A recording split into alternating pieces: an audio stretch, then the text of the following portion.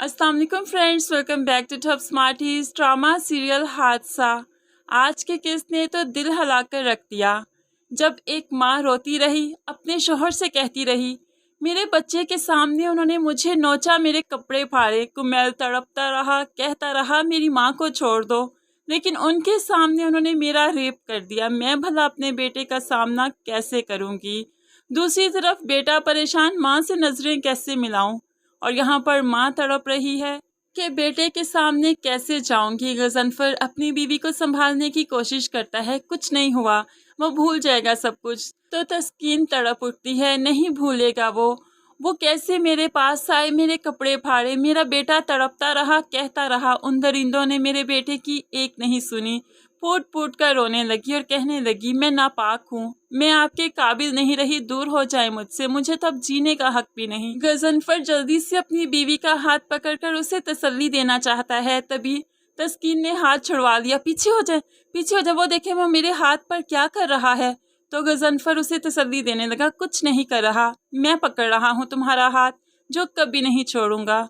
तस्कीन फूट फूट कर रोने लगी। यहाँ इस फैमिली पर क्या क़यामत गुजरी है कोई क्या जाने, लेकिन ये मीडिया, इसे सिर्फ अपना चैनल ग्रो करना है, एक तड़केदार खबर लगानी है ताकि इनके व्यूज़ बढ़ सकें, इनके चैनल की रेटिंग बढ़ सके।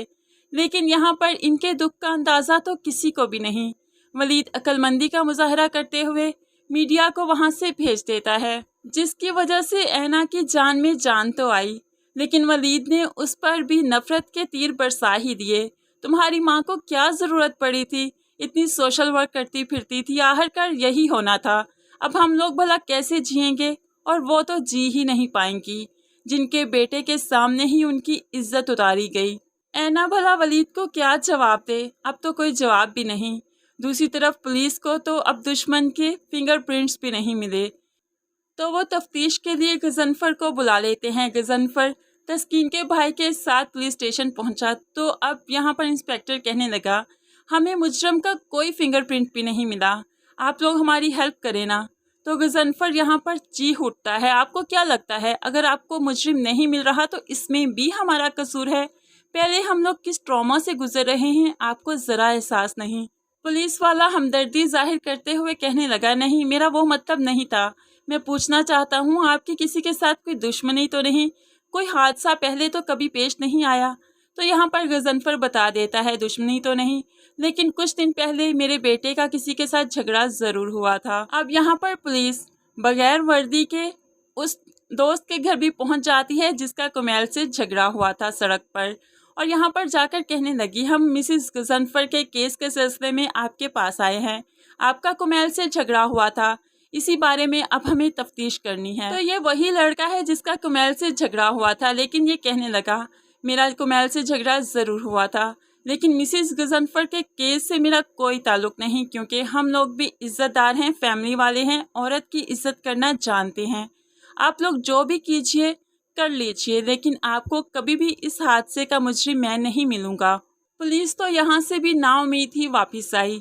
अब आज ऐना ने बहुत कोशिश की, हिम्मत करूँ अपनी माँ से मिलूँ। आखिरकार वो माँ के कमरे में जाती है, उससे मिलना चाहती है।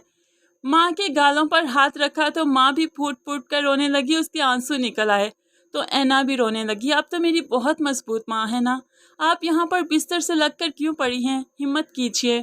तस्कीन तो बच्चों की तरह रोने लगी, नहीं बेटा, अब मैं वो तुम्हारी माँ नहीं रही जो इतनी बेखौफ हुआ करती थी। ज़माने ने मुझे रुला कर रख दिया, ज़माने ने मुझे तोड़ कर रख दिया।